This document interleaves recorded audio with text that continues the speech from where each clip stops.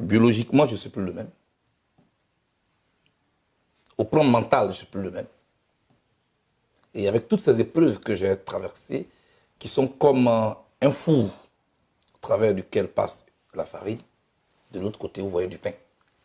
Du bon pain ou du mauvais pain, mais du pain. Donc, ça m'a transformé. Merci. Au-delà de la transformation qui est inévitable, est-ce que justement ces épreuves ont pu jouer sur vos valeurs intrinsèques? Quand vous traversez des situations comme celles que j'ai traversées, deux choses. Soit ces épreuves renforcent vos valeurs, vos convictions, soit vous les abandonnez carrément parce que vous regrettez. Vous, dans votre cas?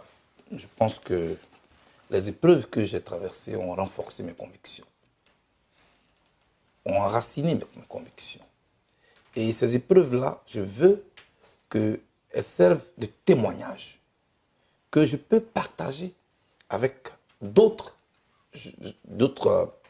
membres de ma génération, d'autres Ivoiriens, d'autres Africains, voilà, pour que ça puisse servir.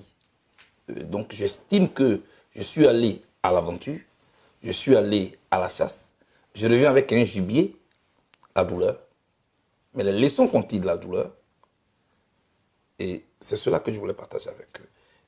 Et donc, ces épreuves, pour moi, occupent une place importante dans ma vie et dans ma carrière politique. Justement, le fait de rester fidèle à vos valeurs, qui toutefois, somme toute, peuvent être en déphasage avec le terrain politique, est-ce que cela ne vous emmène pas souvent à vous demander, est-ce que vous êtes fait pour être un homme politique? Vous savez que quand vous êtes en pleine traversée et que vous vous interrogez si vous avez la capacité de traverser, vous risquez de douter et de vous noyer. Or, la cause de tout échec, c'est le doute. De tout ce que je fais, j'éloigne le doute pour positiver. Même la douleur, je la positive pour qu'elle puisse servir, pour qu'elle puisse me servir de socle, de piédestal. Est-ce que je suis un homme politique? Je le suis déjà. De mon jeune âge, tant que lycéen, mon village, jusqu'au moment où je vous parle, je n'ai fait que gérer les hommes. C'est vrai que ce n'était pas à la même dimension, mais je gérais des hommes. Et quand on gère des hommes, cela appelle à certaines capacités, certaines habiletés. Et si vous ne les avez pas, vous ne pouvez pas. Oui, je ne me suis jamais demandé est-ce que je suis fait pour être un homme politique. Je me laisse aller par le flot. Et je pense que ce n'est peut-être pas la majorité, ou ce n'est peut-être pas la totalité, mais beaucoup de jeunes de ma génération ont confiance en moi. Et je pense que je ne suis plus à un stade d'interrogation. Je suis à un stade de conception pour pouvoir impacter. C'est ça aussi le rôle du leader. Tout à fait, on l'entend très bien et on est heureux de savoir que vous êtes engagé sur en tout cas ce qui vous passionne le mieux, qui est la politique. Mais en même temps, on se dit avec tant d'épreuves vécues, tant de douleurs, est-ce que vous n'avez pas l'impression d'être un peu, on va dire, l'agneau de sacrifice? Parce qu'au-delà de vos convictions, vous avez pris pas mal de coups aussi par rapport à votre mentor politique. Vous n'avez pas l'impression d'être un agneau de sacrifice? Non. Raisonner ainsi serait renier soi-même les motivations qui ont milité à votre entrée en politique. J'attends beaucoup de jeunes hommes, beaucoup de jeunes gens, avec qui je suis souvent. Ah non, à cause de celui-ci, j'ai été mis en prison. À cause de celui-là, j'ai tout perdu. À cause de tel leader, j'ai tout perdu. Moi, je ne suis pas un mercenaire. Moi, je ne suis pas un mercenaire. Le mercenaire, c'est celui qui n'a aucun intérêt au combat auquel il participe, sauf le matériel. C'est celui qui est le mercenaire. Non. Je n'ai pas été un agneau de sacrifice. Je me bats pour mon pays.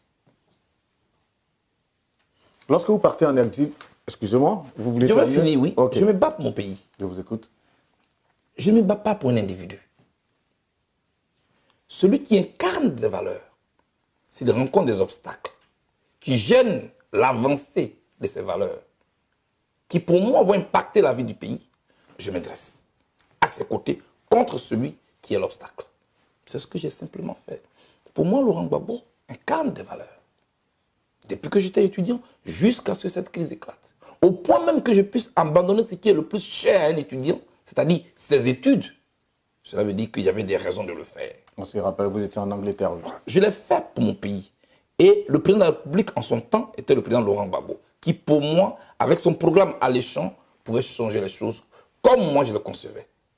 C'est ce que j'ai fait. Donc, non, je ne suis pas un agneau. Je me bats. Et quand on se bat, il faut intégrer le fait que, malheureusement, ce que nous avons vécu peut arriver. C'est arrivé. Et quand ça arrive, il faut l'assumer. Guillaume, il faut l'assumer. Un leader, ce n'est pas seulement celui qu'on applaudit dans les stades, dans les rues. C'est celui qui sait être digne dans l'épreuve.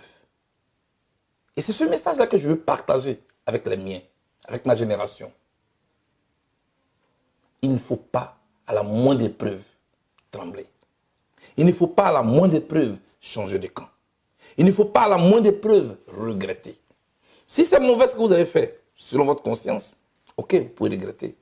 Mais vous avez un seul arbitre, c'est votre conscience. Vous avez un seul moteur, ce sont vos convictions. Et c'est ce qui m'a guidé jusque-là. Bien que j'ai dit cela, je sais aussi que rester soi-même est un exercice très difficile.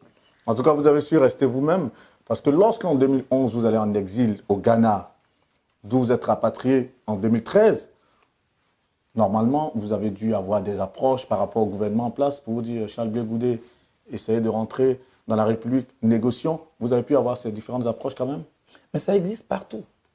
Ça existe partout. Pourquoi vous avez continué justement à rester dans votre position jusqu'à ce qu'on vous rapatrie le 17 janvier 2013 en Côte d'Ivoire? Mais parce que je veux être en harmonie avec ma conscience. Je veux être en harmonie avec mes convictions. Je ne me bats pas pour du matériel. Vous saviez ce que vous attendez lorsque vous rentriez en Côte d'Ivoire en 2013? Est-ce que vous le saviez? Plus ou moins parce que lorsque celui que vous considérez comme un adversaire, mais qui lui par contre vous considère comme un ennemi, vous met le grappin là-dessus. Après avoir mobilisé toutes les forces africaines. Parce que c'est la police ghanéenne qui m'a arrêté. Lorsque une rébellion qui a duré 10 ans et a renversé votre mentor, et gère maintenant le pouvoir avec toutes ses relations et tous ses partenaires, tant au niveau africain qu'au niveau international, vous met le grappin dessus dans un tel contexte, bien entendu, vous devez vous préparer à subir une torture, à subir des intimidations. Mais c'est le coup de poing qu'on ne voit pas venir qui vous met KO. Mais comme je m'attendais à cela, parce que Charles Blé Goudé, c'est un acteur principal dans la crise ivoirienne. Sinon, je ne serais pas là. Ce pays ici. Sinon, nous sommes de nombreux réfugiés au Ghana en son temps-là. D'autres ministres plus gradés que moi étaient là aussi. Ils sont encore là-bas. Pourquoi c'est moi qu'on a pris? C'est pour ça, si vous permettez, c'est pour ça que j'ai parlé tout à l'heure d'agneau de sacrifice. Vous savez que vous partez faire face à une torture, mais vous décidez tout de même, dans le silence, d'aller. Ah non. Quand vous dites, vous décidez dans le silence d'aller, c'est comme si c'était un choix. C'est vrai que vous n'avez pas le choix. Vous êtes arrêté par une police. C'est clair que vous n'avez pas le choix. Vous êtes arrêté par une police sur, selon eux, la base d'un mandat international de la CPI, d'une interdiction de voyage de l'ONU, d'un mandat international du pouvoir d'Abidjan. Vous voyez que nous étions des réfugiés en Côte d'Ivoire, ivoiriens au Ghana, mais on n'avait pas le même problème. Les gens l'oublient souvent quand ils parlent de Blé Goudé. J'avais un mandat de la CPI contre moi. J'avais un mandat de l'ONU contre moi. Il m'interdisait de voyager. Il m'interdisait d'avoir un compte nulle part au monde. Et un mandat du régime Ouattara contre moi. Donc au Ghana, voici les conditions dans lesquelles moi je vivais. Et on m'arrête. Est-ce que je dois dire, ok, je refuse de subir les épreuves? Je n'avais pas le choix. Il fallait que je me prépare mentalement à affronter cela. Est-ce que je peux traverser ces épreuves? Mais c'est à l'aune des épreuves que nous traversons que nous devenons un leader en qui on peut avoir confiance. Moi, je veux faire la politique, Joe. Et je veux faire la politique autour des valeurs. 14 mois à la DST, d'où est-ce que vous avez trouvé les ressources nécessaires dans des conditions de détention que je n'ai pas envie de décrire ici, que vous avez essayé de relater un peu dans un ouvrage que vous avez sorti. D'où est-ce que vous tirez la force pour faire face à toute la brimade que vous avez infligée? Dans la profondeur de ma cellule, de la DST, même si vous m'y conduisez aujourd'hui, je peux encore me poser la question. Un être humain est-il capable de faire plus de 14 mois dans un tel lieu? Mais j'ai réussi à survivre à cette vie-là. 14 mois. Et la question que vous me posez m'a été posée par Sabina. Sabina est représentante de la Croix-Rouge. Et elle était venue me voir à la DST, une délégation de la Croix-Rouge. Elle m'a posé exactement la même question. Les gens racontaient que je n'étais pas en prison et que j'habitais chez le Premier ministre Ahmed Bakayoko en son temps ministre de l'Intérieur. D'autres disaient m'avoir vu à la rue Princesse en train de faire la Java. Tellement de légendes ont été racontées.